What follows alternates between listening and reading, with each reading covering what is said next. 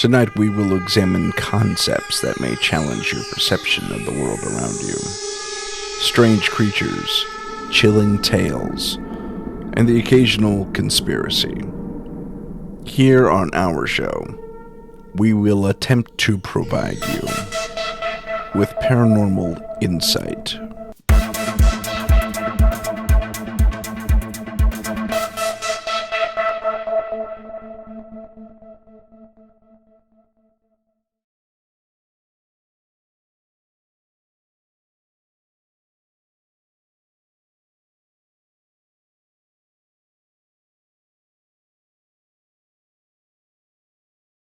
Hello, ladies and gentlemen, and welcome. On tonight's show, we have famed filmmaker Samer Abu Al-Raghab. I probably mispronounced his name, but I hope you'll forgive me.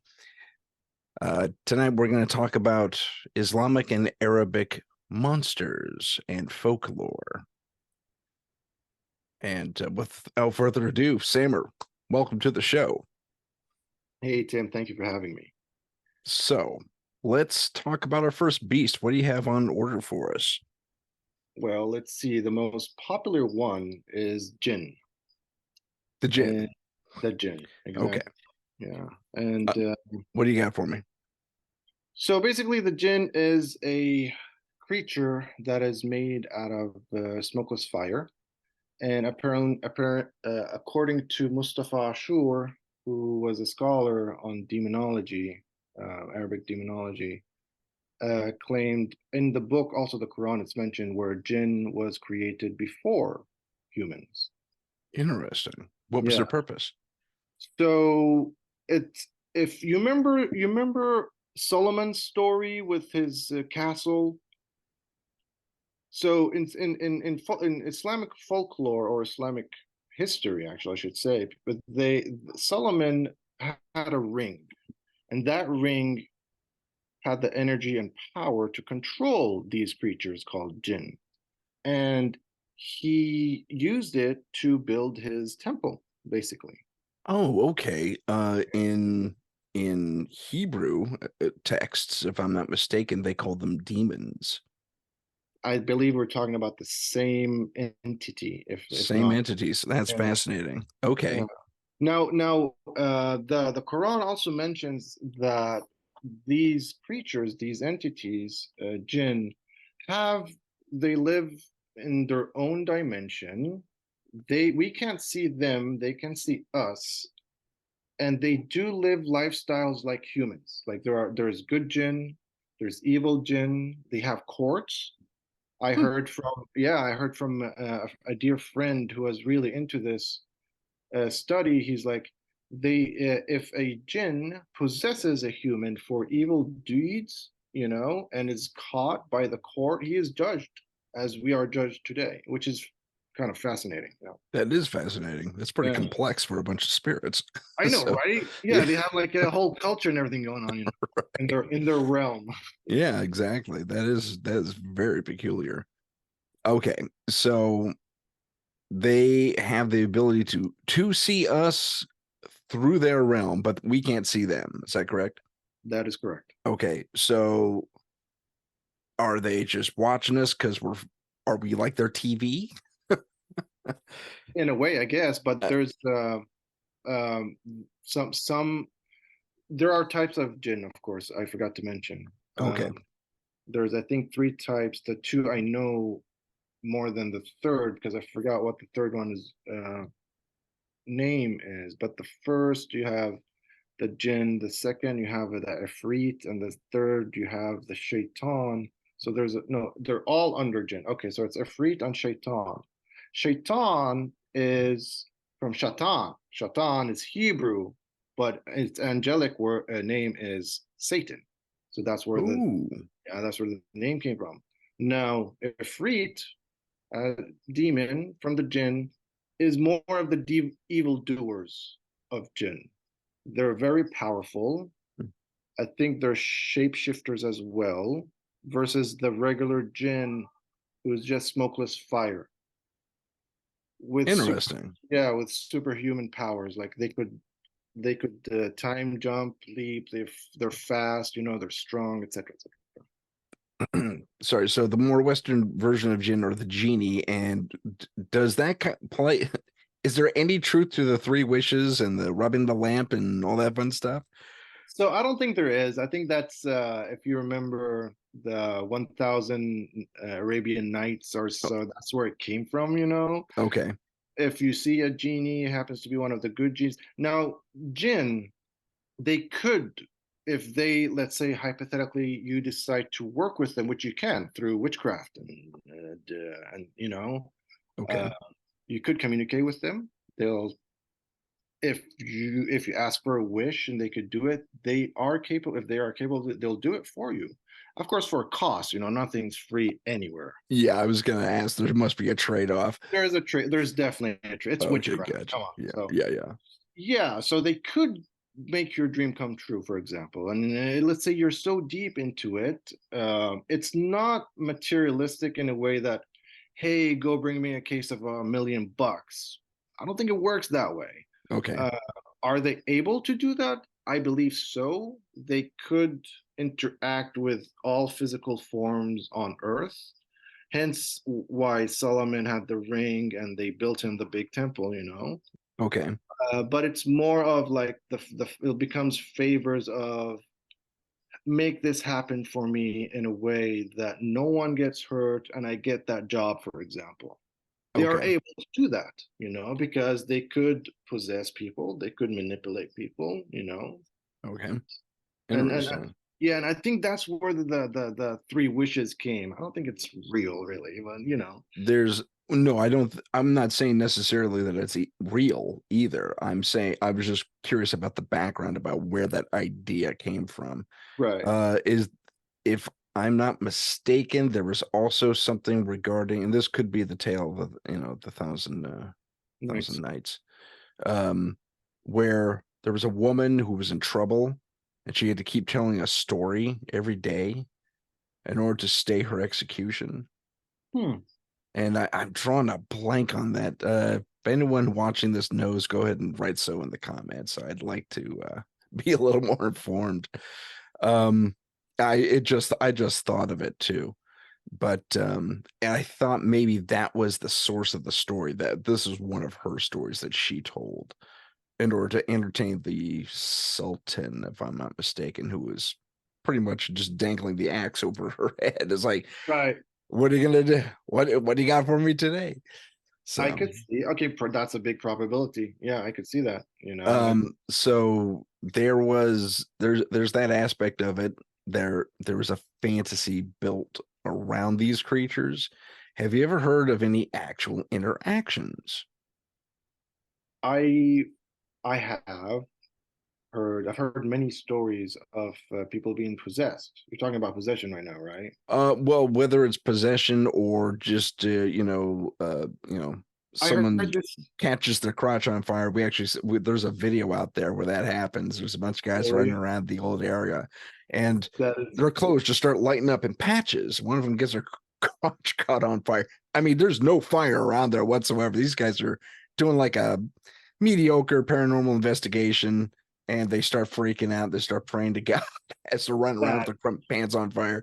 And it that seems to be spontaneous, but at the same time, I could debunk it. I could say, okay, these guys are messing around. They probably have like a fire starter thing on them where maybe. they Yeah. could. I mean, I it's not beyond the realm of impossibility. Do I think they actually did that? I'd be surprised if they actually had the tech to pull that off in a little village somewhere out in the boonies. Right, right, right. I mean, there are places. So jinn in folklore, in Arabic folklore and Islamic folklore, like to live in places or be in places that usually humans don't occupy. So an abandoned house. They That's love interesting. they love the forests, by the way, Oh, because they leap in between trees, from tree to tree. oh, interesting. I That's know. very crazy. Well, you Uh, mentioned abandoned places, and that's where this video I have in my head takes place. If I have an opportunity to play it, I'll do so right now. awesome. What I'm trying to say is, if you try to play with demon, like Djinn forces, it's not like they're gonna light your pants on fire. No, they will hurt you, you know. Mhm. They will hurt you physically too, because they are capable. We can't. We only could hurt them with enchantments and recitals, you know. Oh, The interesting. Yeah, So because there's no physical way to fight back. the only way you could fight a Jinn physically if they possess a person. Like, you remember the Exorcist when she Oh, was sure. possessed by I forgot the name of the demon. Anyhow, Yeah, I know what you're talking if about. if you attack the girl, for example, punch her in the face, she doesn't get hurt. The Jinn does, or the demon does gets hurt. Oh, interesting. Yeah. But I mean, Okay. she'll still get a bruise, she'll still get a concussion after all this is done, you know, Right. but the demon, you know. So it's kind of like that. We cannot hurt them. It's Okay. very hard to, yeah. Okay. That's interesting. And you said there were three kinds. Yeah, the last one is ghouls, ghoul. Ghoul, Yeah, the like, shapeshifter ghoul. Like ghoul, like Ghoul. oh, that's interesting. Uh-huh. Because in Western mythology, that has a completely different connotation. It's almost like a zombie. Exactly, yeah. But that's the one similarity in between the zombie, the Western ghoul, and the Eastern ghoul is they both feast. They're both feasters, or they Yeah, eat. they feast on the dead exclusively, correct? Yeah, and Okay. the Jinn ghoul feasts on bones mostly, and that's why they're found in cemeteries. Gotcha, gotcha, gotcha. Okay. That's interesting.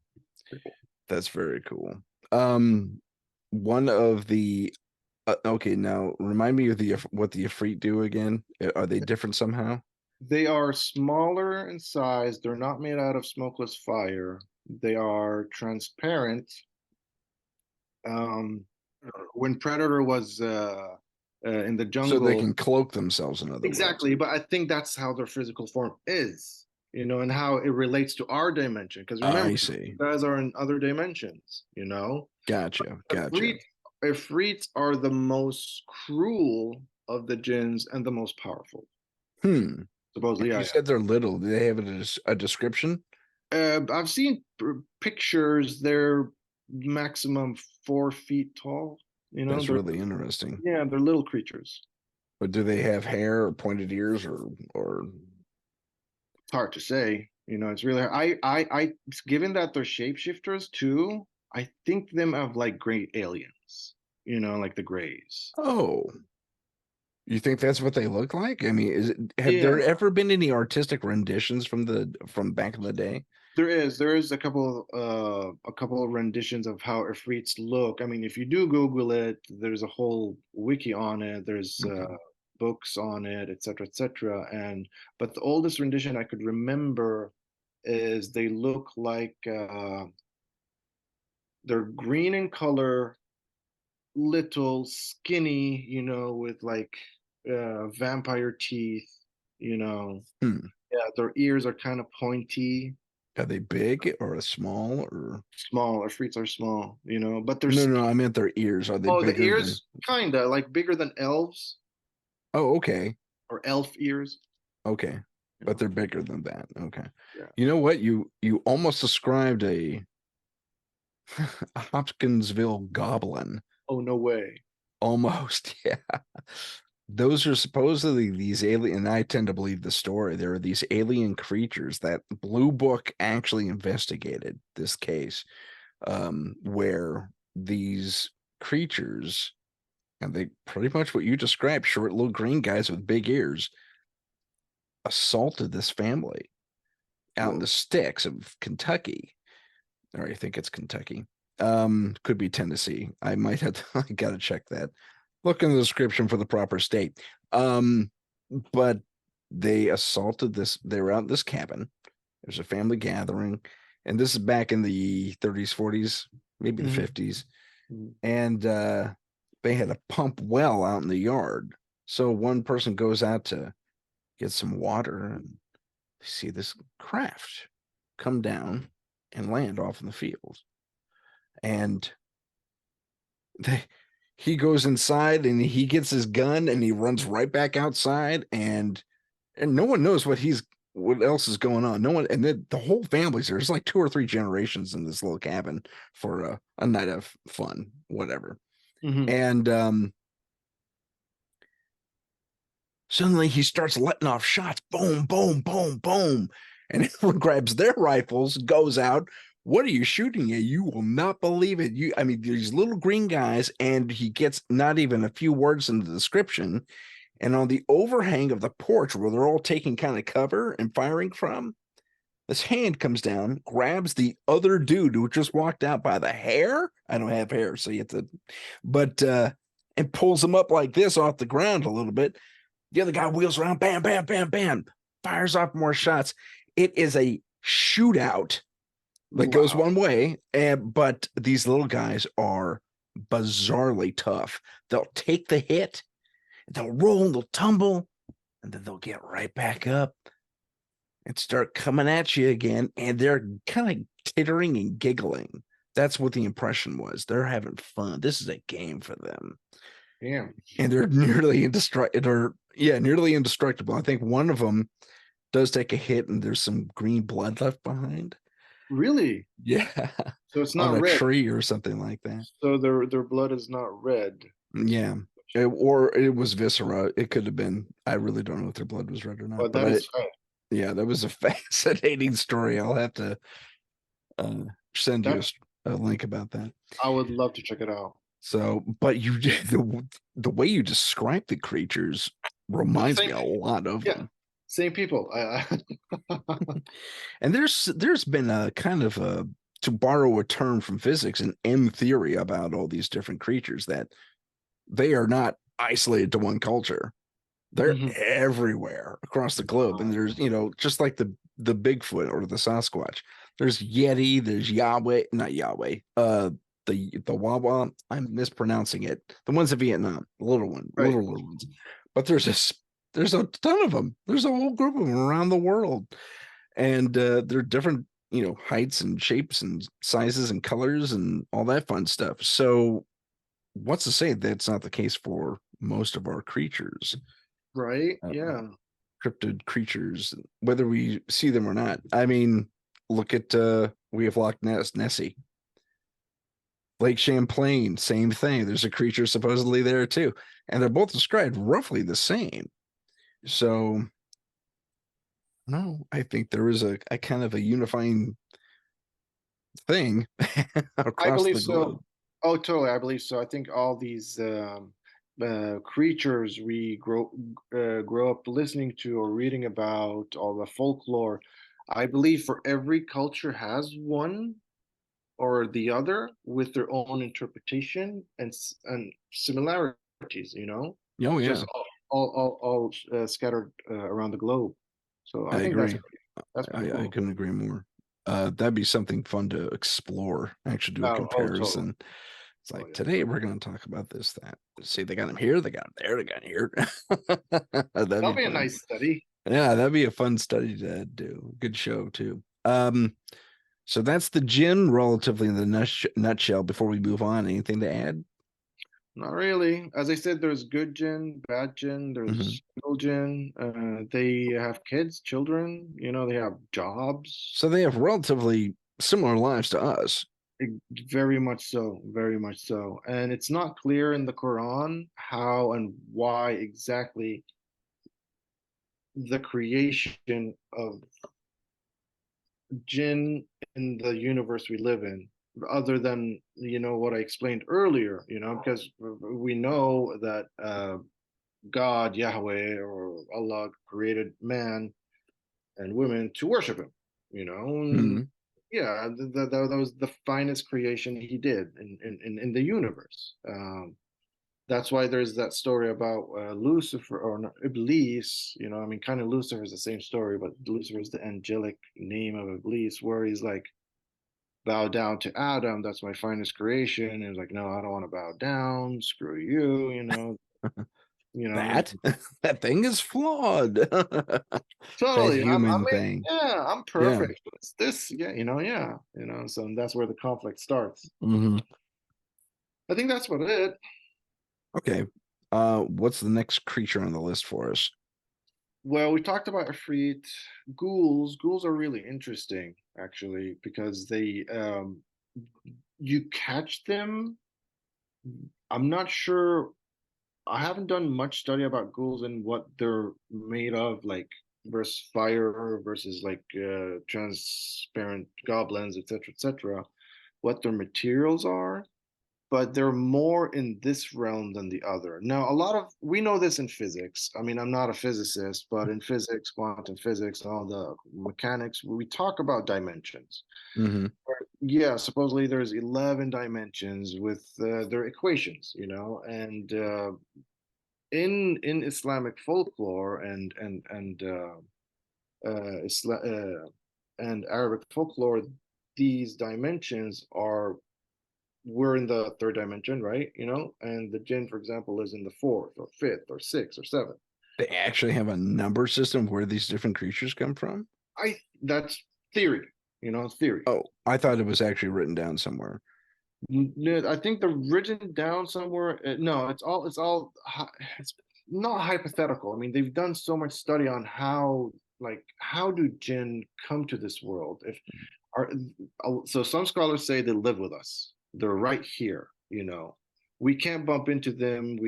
There's a city like where I'm living right now. There's a city right here of jinn, for example. They're Oh, living okay. their lives. Yeah, they're doing their thing. Blah blah blah. We don't see them. They don't take up space. They don't do. They don't. They could inflict. They could come into this dimension and start causing trouble and whatnot. Mhm. But if you think about it, it's like, okay, so theoretically, they're this space. What is it? What, dark matter they're talking about? Is that they're talking about dark, and you see what I mean? So I see what you're saying. yeah, that's the I think the battle of how to prove these creatures do exist. I mean, the best proof we have are the documented possessions, the written possessions of people. A lot of, and I mean, we've seen the movies. True, we've seen many documentaries, but when these scholars do believe there's a fine line between mental psychology and possession. Yeah. And this is where it gets really weird because their belief, I mean, these are scientists, Yeah. they're not stupid people. They really understand this. There's way more to this world than we know, Right. and that's where it gets really scary. A mental person, yeah, can show behaviors of craziness, etc., etc. Depends on the condition. But when you have a person that's like similar to that, but still he's or she is the outlier with the behaviors of they do. So I heard a story once. Okay. I was told the story that there is this person who was possessed, and the entire neighborhood knew he was possessed, and they couldn't get the jinn out of him. I was like, how do you know he's possessed? He's like, well, he was diagnosed by a bunch of psychiatrists, and they're like, dude, there's nothing wrong with his fucking mind. Mm. He could draw a clock, he could write, he could read, he could everything. But these boastful behaviors are really weird. You know what he would do? He would go buy a pound of beef, raw meat, and eat it at the counter. You know, Wow. yeah. He would be on his balcony. He'll take off his shroud and start humping the air. Okay. Yeah, weird stuff like that. That is strange. And apparently he'll ejaculate. Now the scholars, these scientists, they're like, yeah, well, he's not humping the air. He's actually humping a female demon. That's how they looked at it. Wow. Yeah. So It's very interesting. So you would there was there's a term for that, and I have a story about it myself called clinical possession, hmm, and that sounds about pretty close. Like wild behavior, relatively normal as far as the spectrum of study goes of mhm, the human condition, but there was an acquaintance of mine in high school. We weren't friends per se, but I knew of him, mhm, and he was in my English or my history class, and it was he was always kind of a super metalhead, really into the culture, and that's cool. I like metal too. That's nothing, but I mean, this guy was super into the culture. And then Christmas break happens. We come back 2, 3 weeks after the holiday, and this dude has cranked his involvement in this, you know, the metal side of things has gone almost completely satanic.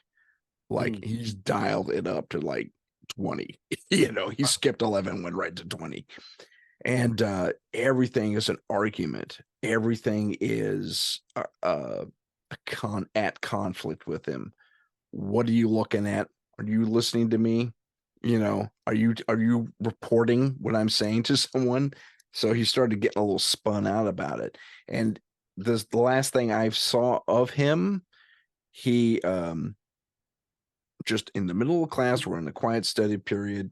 He takes his desk, upends it, throws his book at the teacher, and says, "This is nothing but lies. It's all lies. All of you are suckers." And he cusses a blue streak and storms out the door. I'm getting the fuck out of here. Pardon my French. And out the door he goes. And the teacher is flabbergasted. He finally gets on the phone and says, "Okay, we got an issue." And we didn't see it happen, but we heard others who did see it happen, that he was pretty much tackled by the local security. And then the police came and tackled him, and it took like 4 or 5 people to get him into the car. He Wow. was evaluated, and about 2 weeks later, he was clinically diagnosed as being possessed, which was, I'd never heard of that before. Apparently, You, it's not that common, but it does happen. huh. Wow. Yeah. So there is a diagnosis in psychology of possession. Hmm. That is interesting. That Yeah. is very interesting. Yes, that's mainly the how they jinns can hurt us without witchcraft, you know. Hmm. Like you remember the Ouija board, you mess with the wrong demon, you open a portal and Right. like all hell comes. Right. Jinn is like that. You Okay. want to call upon them and want shit from them, they might come and possess you and ruin your life. Right. You know what I mean? Gotcha. Yeah. I got a history of Ouija boards too, and I don't like them. No, they're actually very weird. Yeah, they're strange. And their histories are just anyway. So we got the 3 or 4 types of gin. What else do you have on the menu? I believe that's it for the kinds of jinn. Okay. Shaitan is another one. Shaitan is the normal, average jinn. Um, and Didn't again, huh? didn't you say that was also it translated to Satan? Yes. However, in Islamic folklore or in Islamic belief, it's shaitans. They're in the millions. Satan, there's one Satan. Right. In Now, Okay. Go ahead. the word though, shaitan, Arabic, shaitan, which is Hebrew, it was Uh, derived from Hebrew, you know, and the Christianity is Satan. so That's there's a species of demon, a culture, if you will, of not demon, but jinn called Satans. yes, exactly. Yeah, Really? Plural, Satans. Satans, shaitans. Wow. Now, wait a minute. That actually takes me to something else. See, I'm telling you, there's an M theory to all this stuff. I can Um, see it. I can see it. there's a legend going back, I think, to either Samaria or Babylon. I want to say Samaria, where we had the Anunnaki on the earth Mhm. and they were controlling people. And one of the guys there was Mhm. akin to Loki, but he was kind of the mischievous bad guy. Um, and it was interesting. In the original Sumerian, he was, as the tales are told, he was actually a buddy of humanity in general. He didn't want them to be slaves. Huh. So he set about sabotaging humanity against the others. and his direct translation was similar to what you said. I'm sorry, I can't remember what it was, but it was the Satan. That was the name. That was his title. The Satan. Yeah. That is so weird. See, I'm telling you, Uh, cultures. But yeah, there's a total M theory thing happening, I think, here in the supernatural world. Um, that's amazing. The little dots that it connect. is. I wonder if we're all talking about the same entities or entity, Could well just be. I mean, different point of view. mm-hmm. Now the funny thing is, he's depicted wearing a goofy little. Remember that old band Devo with the Evo. hats, the red hats that went up like that? You remember those guys from their German, and they had a few hits. But it looks like he's wearing one of those weird hats there, those frisbee hats they wore, but it has horns coming out the side, Hmm. which is kind of like Loki with his Yeah, horns, with his right? horn. And Huh. and then we have Satan who has horns, True. That's true. which leads me to another funny thing that always struck me. You mentioned Solomon earlier and Yes. his ring controlling things. Well, I remember a story in the it's all Old Testament there, but during the stories of Solomon, where he was chit-chatting with one of his demon slaves. It's funny what happens in these stories, but he says, hey, so, and the way he talked, I could see him. It was almost like he knew they were from another dimension because he pulled them into our world every day and put them back. But from his perspective, they were all male. So he asked one, "Do you have females where you're from?" "Oh yeah, totally." "What do they look like?" He says, "Give me a second." So the demon works a little magic, I'm pulls a pretty female into our realm, and it's what is described as an onyxgelis. I'm probably mispronouncing that, but listen to the description. Beautiful female on the top, on the bottom, oofs. goat or sheep goat attributes. Oofs, yeah. Okay, that is also from Greek mythology. That is Ah. a satyr. Or yes, a satyr too. Very good. Very. Isn't that weird? Mm-hmm. Yeah. That's a satyr. So, what was happening back then? I mean, the story. I mean, because Greece and Persia, they collided, man. They didn't have the same No. blood anywhere. Not that I'm aware of. No, but they probably shared a lot of. So Solomon goes back to about I'm 1100. sorry. I jumped. You're right. I jumped. No, no, no, no. You're fine. You're fine. You're fine. But Greece, I mean, older than 1100 BC were the Minoans. Minoans are, I mean, it's weird. We really don't know where they came from because it goes back 3,500 years ago. Weren't they an offshoot of the Phoenicians, or vice versa? Well, actually, they probably traded with the Phoenicians. The Phoenicians were the sea raiders of the White Ocean or the Mediterranean. Mm-hmm. Minoans are the ones that occupied those islands, those Greek islands. Right. Yeah, and they always had the bulls. Yeah. Yeah, very good. And so that goes back 3,500 BC. At that time, Sullivan was not even there, but these creatures like Pan or the satyr and hoofs, and because I've heard stories about people in Saudi Arabia, they human, but when they lift their shroud, it's hoofs. It's like goat feet. Oh, I've heard of that. Yeah, there's a weird name for it too. I I forget. I thought it was mostly women who did it too, Prob- which is prob- Probably or they appeared as women they anyway. appeared as women, but nonetheless, I mean, But there's another connection between Onyxgelis, I keep mispronouncing it, the satyr, and the Saudi Arabian mhm. monster. Man or goat Go, woman. go girl. Now in America, we have a goat man. In Oh, our really? legend, yeah, in Oh, like no way.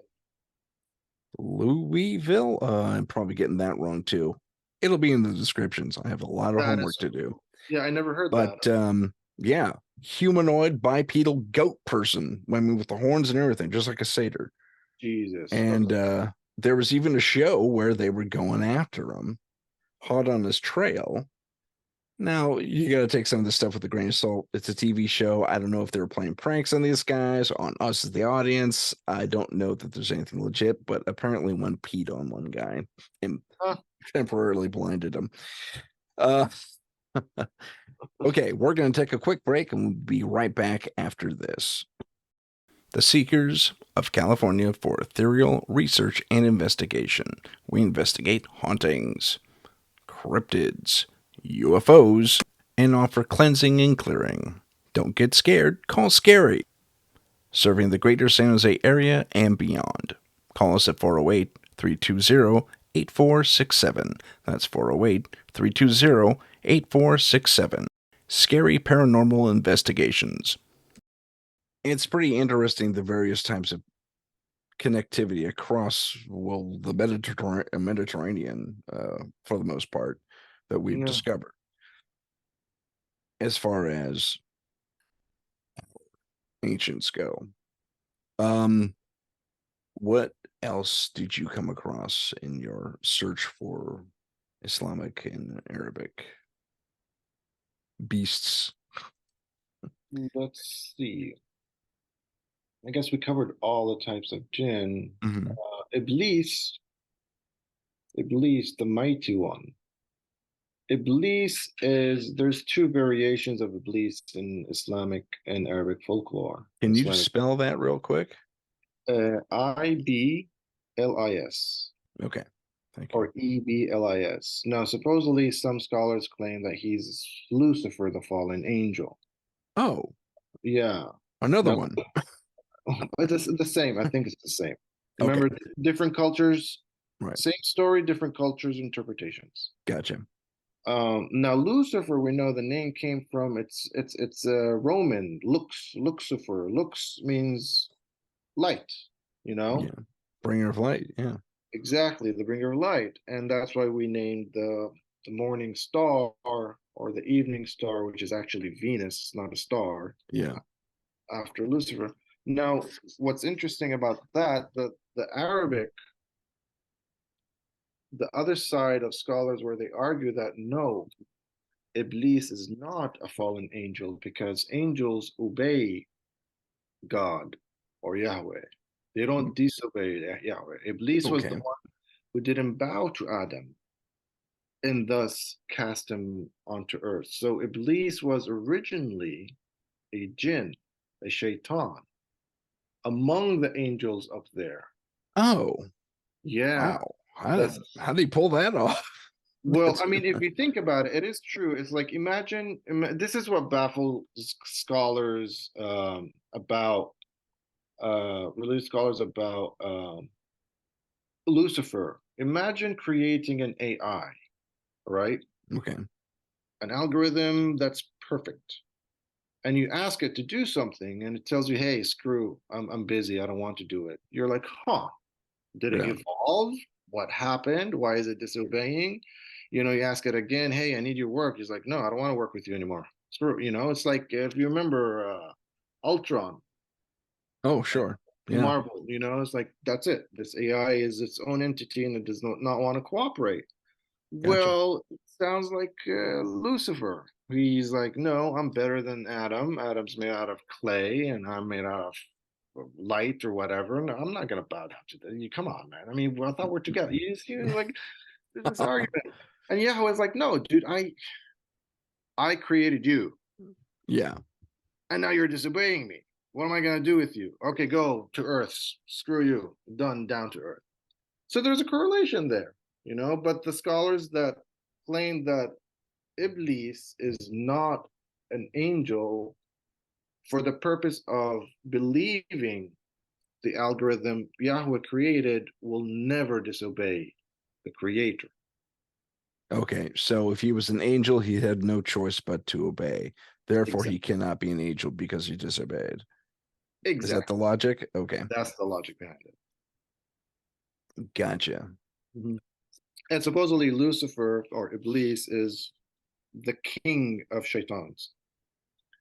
And Oh, yeah, okay. Now we have more connectivity. yeah, Okay, okay, yeah. And because when he was cast down, he's like, he threw a couple of words at Yahweh. He's like, okay, I'm gonna make your kingdom fall by what was it? By the entities of man or something like that. Where and the only way he could approach a person is by forms of possession, you know? Hmm, And how is he gonna possess the entire world? Because I don't think he has that power. So he needs an army, and that's why, gotcha. yeah, he's like the big boss. Hmm. Now, okay, now we have a more, I guess, digestible correlation to Catholicism and Judaism, where Hmm. there's, you know, the devil, Satan, whoever, and he has his minions. Hmm. Okay. And that's Interesting. interesting though, because I've never heard it, and I'm sure it's out there in the Judeo-Catholic world, but I'm Catholic. I've never heard that much description given to who was who and who did what to what. And I mean, that's really fascinating to me because there should be, you think there'd be a little more talk about what happened, but it's Totally. like, it's more like it's like talking to, they teach you these things in caveman talk. This is what I remember. I went to Catholic school for a single year, but nonetheless, what we were taught was Satan and evil bad, Satan no Satan, God only, God good, pretty much like Oh, that. I mean, oh, that's a bit. I mean, and it's just so nebulous. It's like, yeah, I see where you're going. You're laying down the law, as it were, you know, good, good, bad, bad. But it's but I at least in my day, they did not go into the details that apparently the Quran really dives into. I didn't never heard it described that way in the Torah either, and I'm not, Jewish. I'm not Hebrew at all, and I know. Oh, my former partner in Scary, Henry, mhm. he was Jewish, and he told me a lot of great stuff, but he also had the same complaint. He says there's probably something in there in the Torah, but there are certain scrolls of the Torah that are just for the rabbi. Yeah, So yeah, if it's anywhere, it's yeah. just there. I And I have believe a, if. yeah, I Sorry, was going to go. say the Catholic Catholics probably have something similar. It's only for the cardinals, the Pope, or something like that. I was just about to say if we have access to the Vatican Library, we might answer that question. Right. You know? Well, I've always wanted to take a trip there. Absolutely. But they're not going to let us in, unless we're like writing a dissertation on religion or like popes and whatever. Yeah, sure. I mean, why not? Dissertations on the balance between good and evil. I Or like that. I like that in religion. In the yeah, sky. just say we're doing religious studies. We'll take a class. We'll make it legit. Yeah, that is pretty cool. So, yeah, that was really fascinating to me that the Torah and not the Torah, I'm sorry, that the Quran and I would assume the Islamic faith actually dives into these details. And There's a because big there's a it's a huge it's a big thing, and the scholars take it seriously. There's schools for this. There's lectures on really, demonology. Well, yeah, I mean, if you want to understand the Quran, this is what's cool about that book.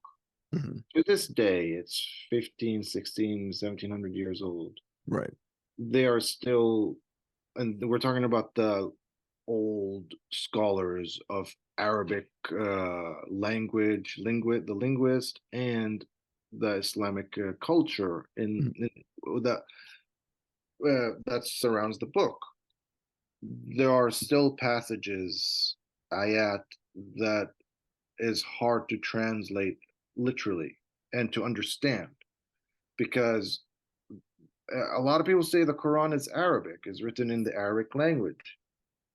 I read Arabic. I read the Quran. I still don't understand it. There are archaic words in there that could have meant something else back in that day. Have there been that many iterations of, I mean, I imagine there have that many iterations of the Arabic language? Well, not really, other than slang, but the Quran is written in Arabic. Uh, Hmm, it's discourse, it's old school. It's like Old English versus English. gotcha. So that Quran is Old Arabic versus the Arabic we know now. You know, Okay, so there is that separation, but is it wildly different? Because Old English is practically Germanic. still, Yeah, I read English. I could make out Germanic words, yeah, not good point. understanding. Yeah, but this is, I think, so it's it's hard to say. It's really hard to say what the discourse was 1500 years ago when the Quran was written. See what I mean? I It's do. really hard. And the Quran, by the way, was not written by the the prophet on a daily basis. The Quran came together 200 years after the prophet died. That's similar to the Catholicism. Yeah, peace be upon him. Yeah. No, and I mean, he Mhm. would go to the cave, do his meditation. Gabriel will come down. They'll hash it out, and then he'll go back and talk about it, and he'll write it down and put it away, and start, studying it. But that discourse, no one speaks that language anymore. Hmm. You know? Interesting. Yeah. Yeah, it is. It is. That's why it's confusing. Well, apparently, in order to read the original, one of the original, either the Torah or the Bible, you have to be able to speak Aramaic and read Aramaic. Yes, you're right. And guess what? Arabic is from Aramaic. Oh, Yep. interesting. Yep. Because Aramaic is I, Persia and Arabic is Arabia. yeah. Oh, man. So another point of connectivity. That is so interesting. But you're right. Yeah. You're right. The old Bible was in Aramaic. You're not Yeah. wrong. And that's what Um, Jesus that's what Jesus spoke, I believe, back then.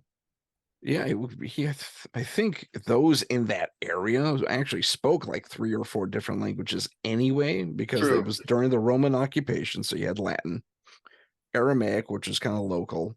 I think Arabic, that was also local, Hmm. and Hebrew Hebrew and Phoenician, and you know. Phoenician. I'm sorry, I forgot about the Phoenicians. The Phoenicians were there, and I'm Yeah, sure Greek, because Greek was before Rome. right. Good point. I Interesting. don't think Greek was as extended. I mean, when Rome occupied Greece, if I remember correctly, they forced them to speak Latin more. That's true. That's true. But they call it the Greco-Roman age. Greco-Roman, right? Yeah, because Rome, we know everything Rome has, they took it from the They Greeks. took it from Greece and said, "That's a great We could do better. idea." See how big our empire is. Anyway, I wish my granddad would hear. You could tell us all about it. Um, I wish so too. yeah. But for those who don't know, my granddad was a history major, and his passion was ancient Rome, so he knew everything about it. Nice. But I digress. The uh, was so it's amazing all these points of connectivity we're making. It is. So we have we have a deeper understanding of the whole Satan thing and his minions, and the fact that they could be that they're living a parallel life to ours in an Yeah. alternate dimension. And then, yep. Yep. As far as the writings go, but there's and there's a they have courts and lives and kids and the whole thing. That's just amazing to me. That the Quran's and it's the Quran actually spells this out. Is that correct? It's yeah, with the passages, yeah. Okay. It mentions how Jinn was created before man. It mentions that they live lives similar to what men or mankind, I should say mankind, Mm. and so it taps into it. So I mean, there is a whole surah. Surah means like a whole book on Jinn. It's Mm. called the Jinn, and it's on Wow. Jinn. Yeah, yeah, yeah. I am educated tonight, ladies and gentlemen. Let me tell you. So, and Yeah. if I read it, I'll probably understand 10% of it because again, it's an old dead language that, yeah, I would need two books to translate that reading just so I could understand it. Oh, crazy. That's Uh, amazing. The so we have that. We have the not afraid. What was his name? Iblis? Iblis, Iblis. Iblis, excuse me. And now what other creatures do we have in Arabic or in Islamic folklore? I mean, that's all I could think of, Okay. when it comes to the jinn, basically. Was I seem to recall you mentioned, and maybe I'm thinking of the Ifrit again, a different creature that was small. That's a That free, the yeah, it's small a ones, yeah, okay. the I thought goblins. yeah, I compared it to the goblins. It also uh uh reminded me of the Pukwudgie. Do you know about them? Remind me of the Pakwaji. It Okay, so sounds the so. Pukwudgie are chiefly out of Virginia. It's folklore going way back with the Native Americans. Uh-huh. And basically, at one time, the Pukwudgie were mankind's friend.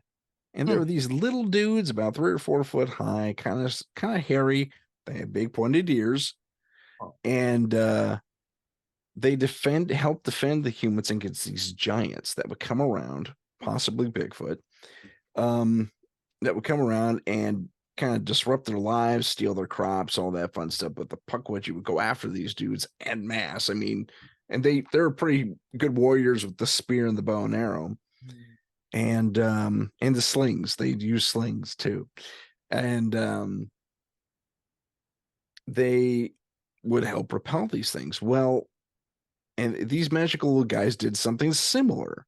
They existed in a pocket, like an offshoot dimension, which is interesting. It sounds Man, like the same people, or it this. does, doesn't it? And Yeah. one time, I don't know who started it. There was an antagonist, an antagonizer among the Native Americans, and it just kept making fun of one or more of the Pukwudgie out of the blue. They just started picking on him.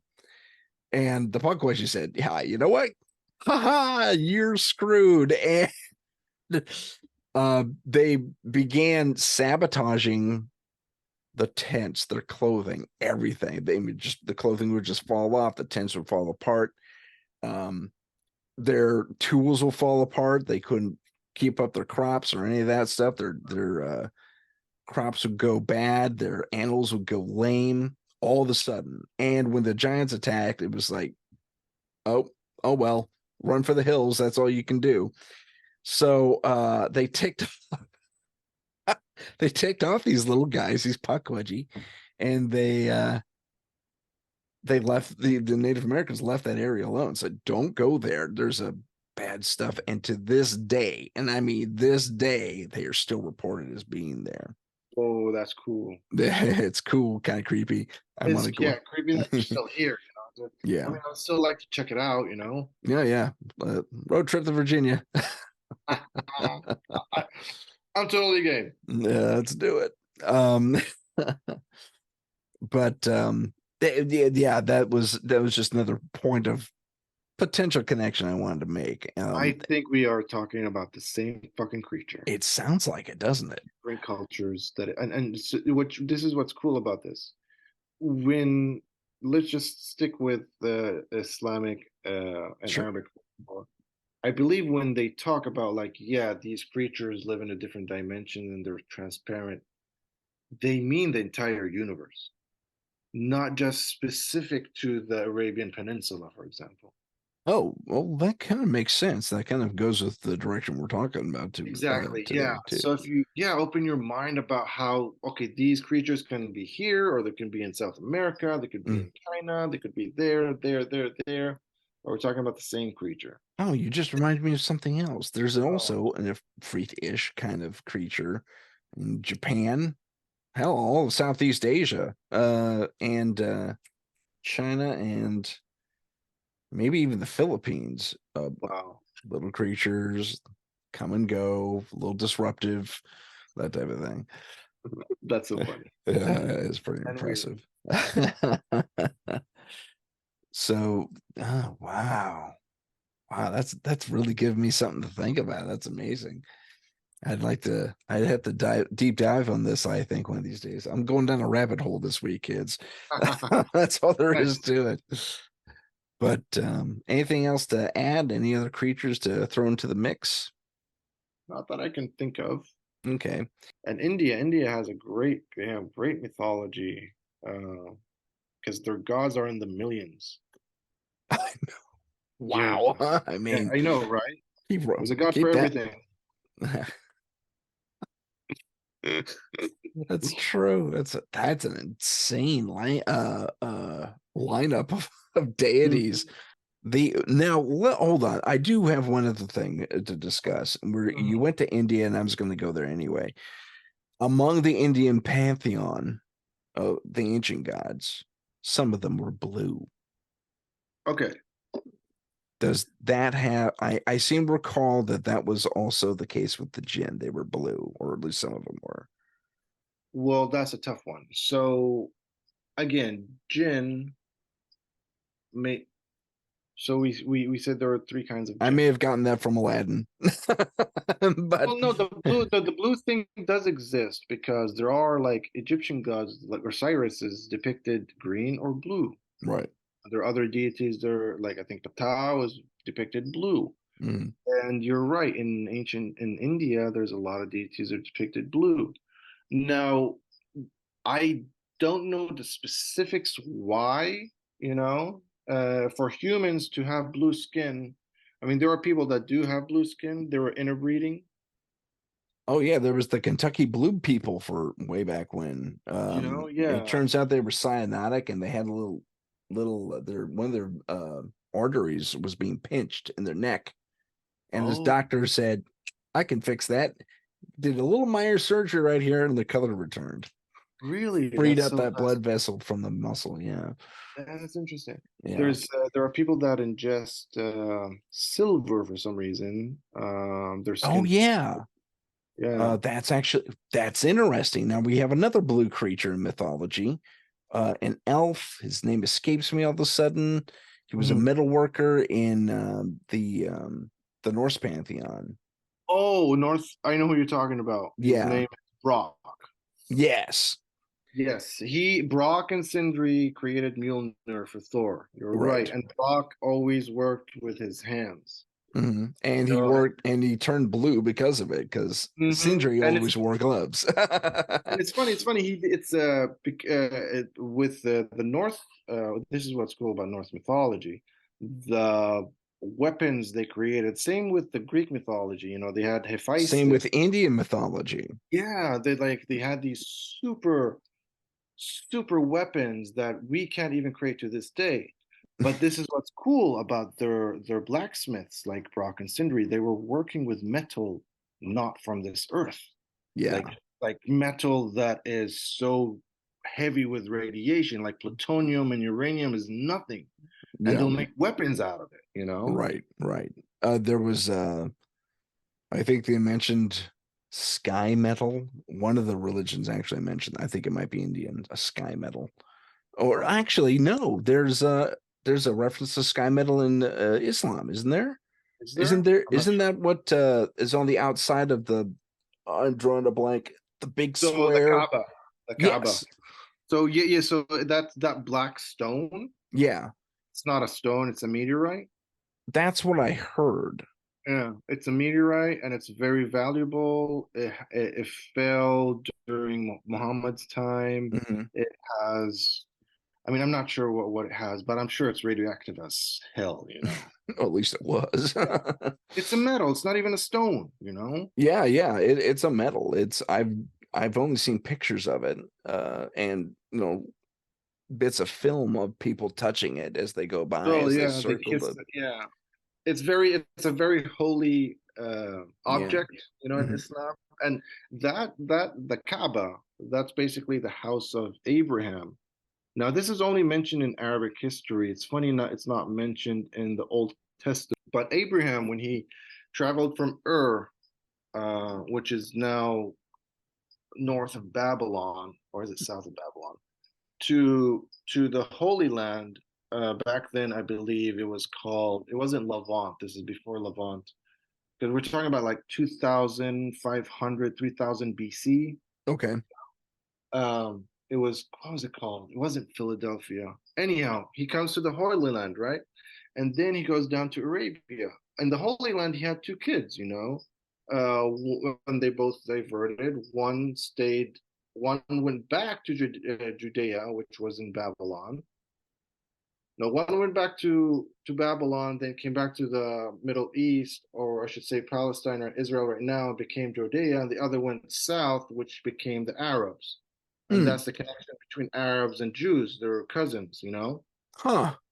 I Yeah, didn't know that. I am yeah. educated tonight.